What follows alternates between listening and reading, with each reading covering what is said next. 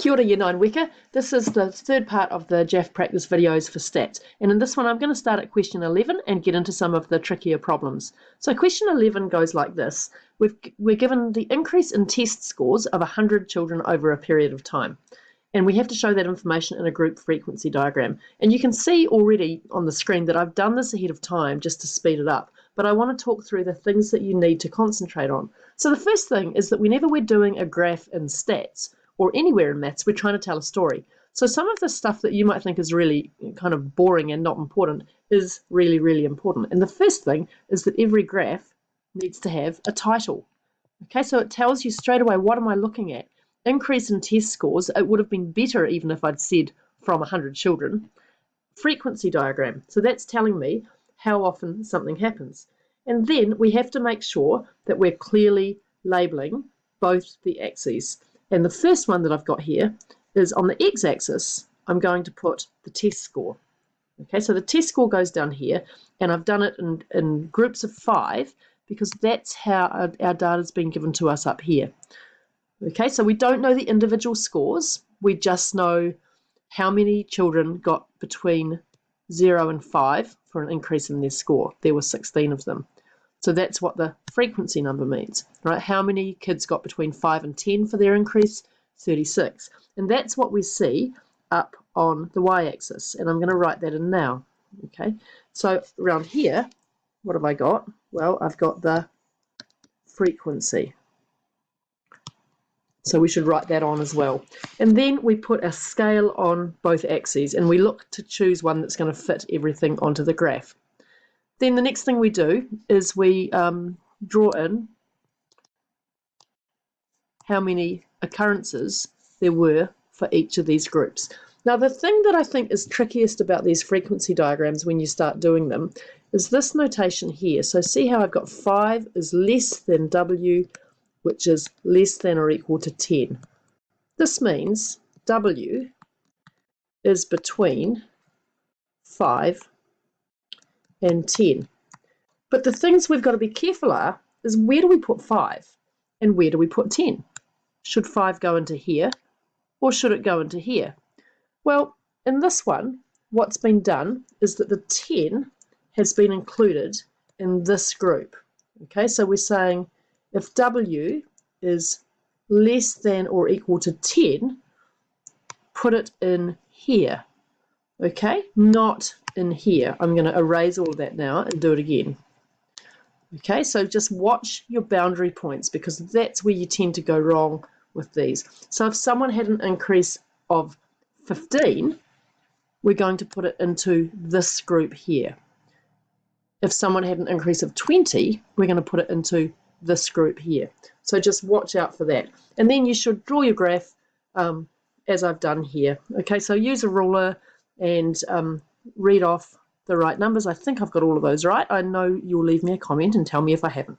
So now let's work out the last question you were asked in here was what is the modal class interval? Well, the modal class interval just means the most popular group. So the most popular group here is the one between 5 and 10. Okay, or we could write it like this. 5 is less than W is less than or equal to 10. So that's the kids who had an increase in score of 6, 7, 8, 9, or 10, right? Because the ones who had 5 went into this group down here. Okay, on to question 12. So this is a little bit similar. This is looking at heights of year 9 boys and girls in a class. I've got to say it's an incredibly big class. It's got 40-something people in it. And we have to put that into a group frequency table, and from there we're going to draw a graph. So I really like this question because it makes you think about these endpoints, and it makes you think about how we have to have a clear rule for where each person should go.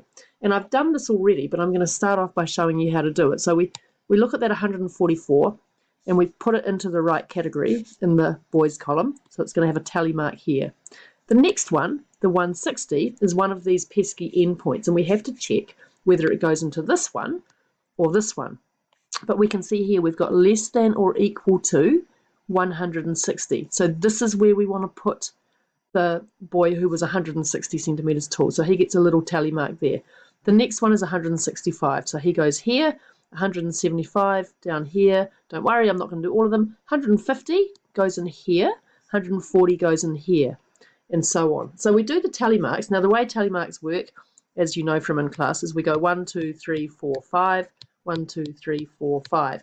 They've got a long, fascinating ancient history, and you can go and look that up, but it makes it super easy to go and count. So let's look now at the completed one and what it looks like. Well, I've done the boys and the girls tally numbers here. So this is the boys, and next to it I've written the numbers 2, 1, 4, 6, 4, 2, 2. And for the girls, I've done the tally marks from this data here, and now we'll do the numbers 2, 5, 6, 6, 2, and 1. Okay, so the last thing to do, I'm just checking with the rustling paper that I haven't mucked that up. Yep, I think that's right.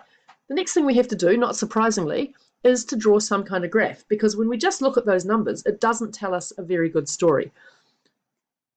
But these histograms give us instantly more information. So this is the histogram for each of those, and again, it needs to have a title. So this is boys' heights, or it should say boys in year 9 heights, right, and this is the girls' heights.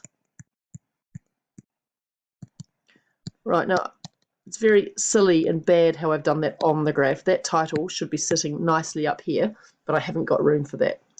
Okay, now the last thing to do here is to explain why would a histogram be used instead of a bar chart to display this data. Well, if you go back to the video I made before with the bar chart in here, the bar chart is really good when we've got categorical data or qualitative data.